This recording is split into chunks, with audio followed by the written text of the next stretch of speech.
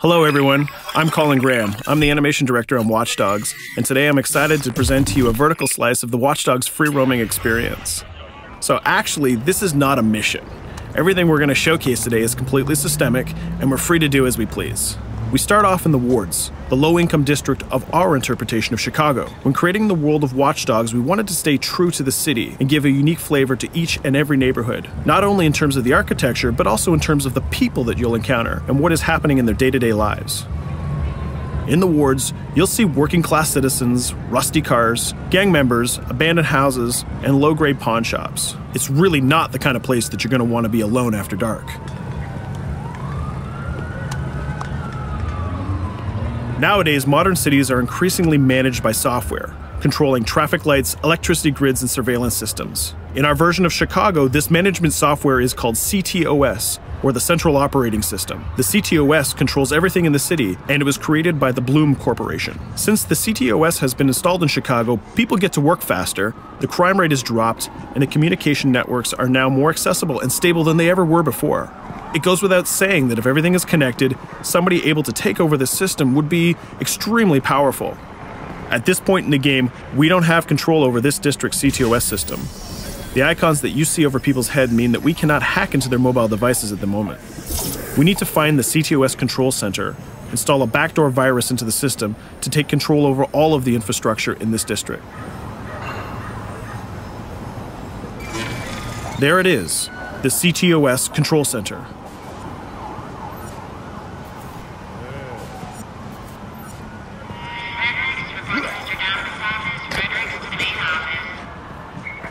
Watch it. You're walking someplace you got no business. It's heavily guarded. Let's see if we can find the server access codes from a distance. With cameras, we can explore restricted areas without being spotted, tag different guards, and access details on their lives. What the hell is she doing with that weasel motherfucker? It seems that Bloom employees all have a sort of shady past. There it is, the access code to the server room.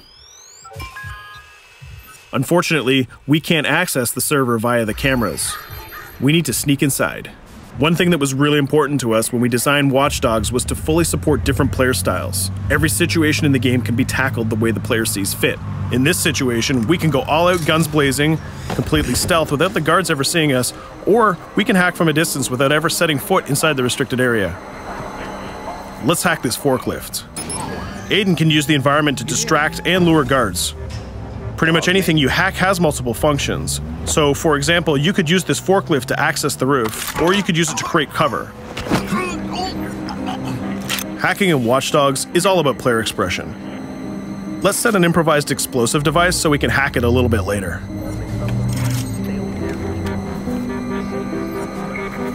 You'll also notice Aiden's low-profile stance. This indicates when the guards are unaware of our presence. We'll try to reach the upper level of the building to see if we can gain a vantage point over our opponents. Everything in the environment can be hacked, so we're going to make some dynamic cover. That's how you spend a day off. Some quality meat. We'll use this forklift to lure the guard towards our IED that we set earlier. Let's see how this plan unfolds. You're working them on.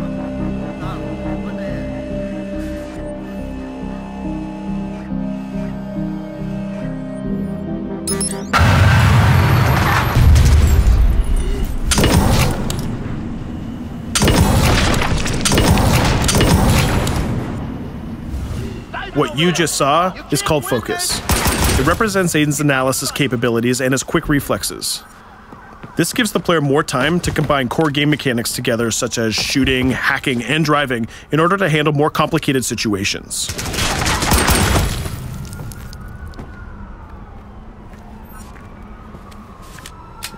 Now we can access that control room.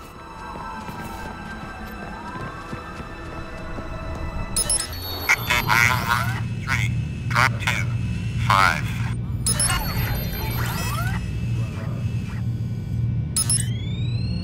Now we'll be able to hack all of the devices connected to the ctOS within the districts. Thousands of cameras, traffic lights, the electricity grid, and most importantly, all of the citizen information profiles. We can also benefit from the Chicago Police Department Crime Prediction System, which uses facial and pattern recognition to spot potential criminals or potential victims. Since this is a pretty rough neighborhood, I'm pretty sure we're going to stumble on some suspected criminal activity pretty soon. And there it is. The system just pushed an alert of a potential crime. We can see the system trying to triangulate the location on our minimap. Take note, this isn't a mission. This can happen anywhere at any time. We've just spotted a potential victim. It's always up to the player if he wants to investigate or not, to take action or not. So let's see how this turns out.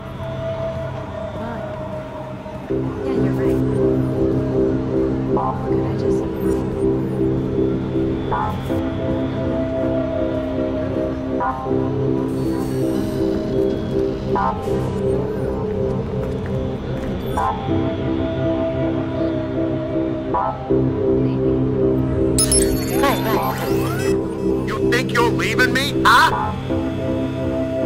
Jesus, I told you to stay away from me! You belong to me now, get it? You better leave or I'll call the cops! I'll fucking kill you, goddammit! Get off! Yo, that was close. Good thing that we intervened. We managed to prevent the crime, but we triggered a chase. From here, the criminal's behavior is unpredictable. He can try to get away, shoot back at us, surrender, or call for backup.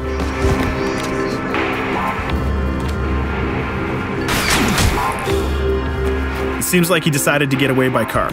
Let's chase him down. In Watch Dogs, we have a wide variety of vehicles. Each one of them has their own unique properties and handling. Let's see how we can use the ctOS to our advantage to neutralize this criminal and leave the cops to deal with him later.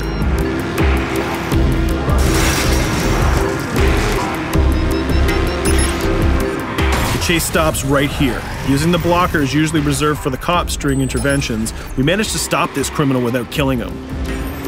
This gives us a reputation bonus. This system is at the core of the Watch Dogs experience.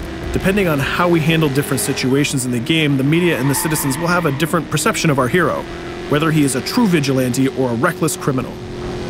This will have repercussions throughout the game.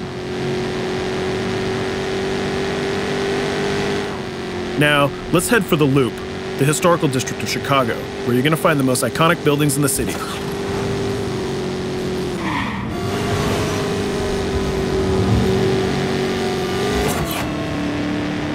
We're going to go to a gun shop to see what arsenal is available for players. The economy is a big part of Watch Dogs. Players will be able to grow their arsenal with weapons and craft their tools in order to increase their power and their hacking abilities.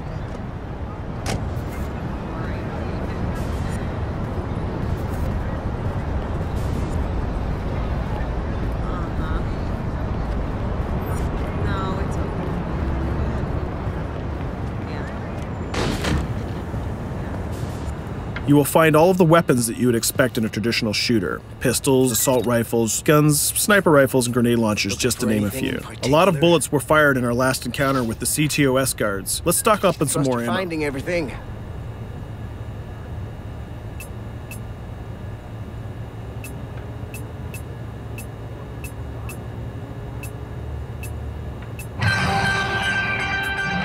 As we mentioned earlier, the media keep track of your actions and the citizens are going to react according to the perception that they have of you. Here, the media is reporting a crime in which you are the #1 suspect. The gun shop owner recognized you and decided to trigger a silent alarm to notify the police. Copy that. Possible one suspect presumed armed and dangerous. Police are now trying to locate the source of the threat using the surveillance system in the city, represented by the yellow circles on the minimap. Come in, PH3.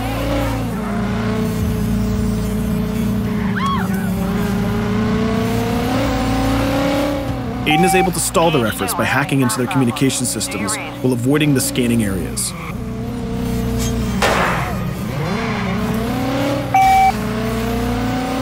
PH units, do you copy? Repeat, squad to all PH units. Once they've lost our trail, we can go back to our activities.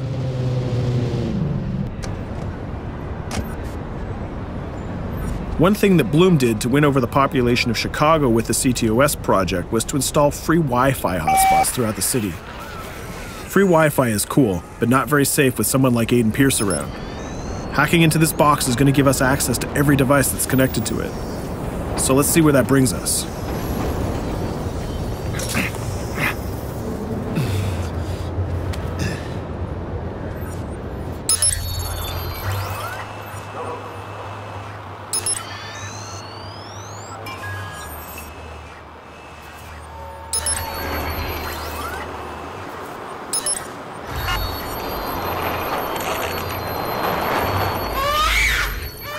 We just hacked into the webcam of a laptop. It seems that we're in the apartment of a mother and we can hear her baby crying in the background.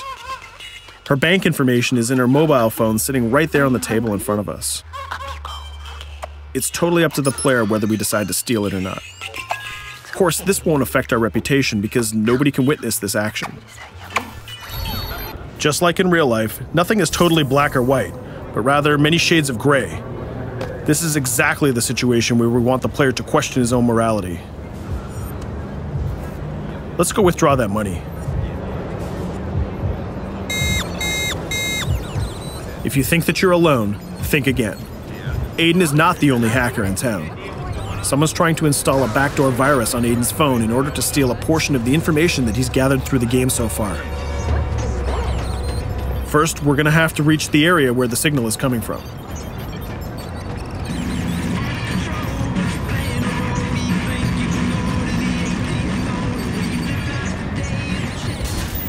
Using our profiler, we're going to try to identify the hacker before the installation finishes.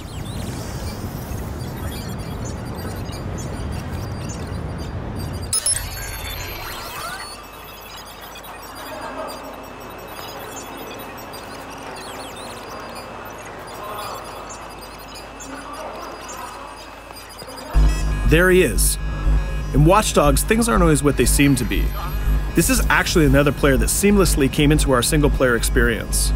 Let's not let him get away with this. We're going to teach this guy a lesson.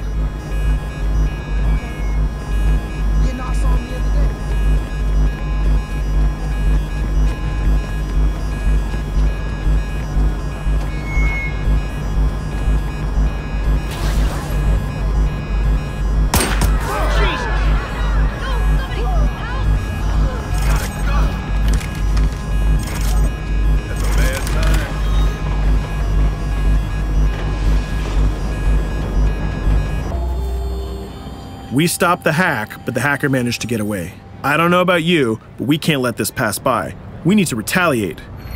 Using the grid, let's see if we can find that second player. There he is. Let's enter his game seamlessly.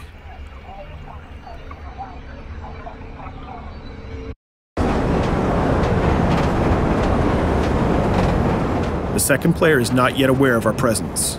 If we act carefully, he might think that we're one of the many NPCs in the city.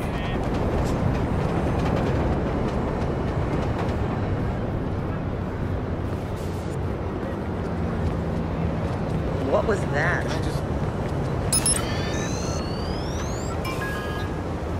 So let's find a place to hide and start hacking.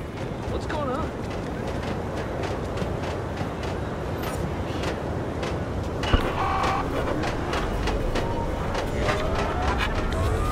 The second player has just been alerted that a breach has occurred on his phone.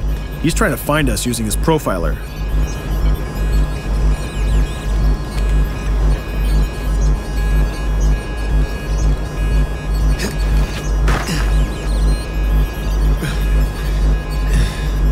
He's dangerously close. Let's hide in the car.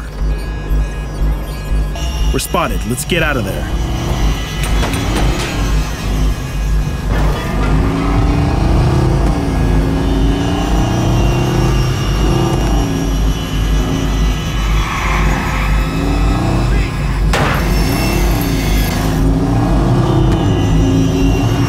Let's set up an ambush right here. By dragging the other player back here into the alley, we make sure that no civilians get hurt during the firefight. We didn't succeed in hacking the second player, but we did get a little bit of revenge. So that's what we have time for today. We hope you enjoyed our quick gameplay session. Stay tuned for more about Watch Dogs.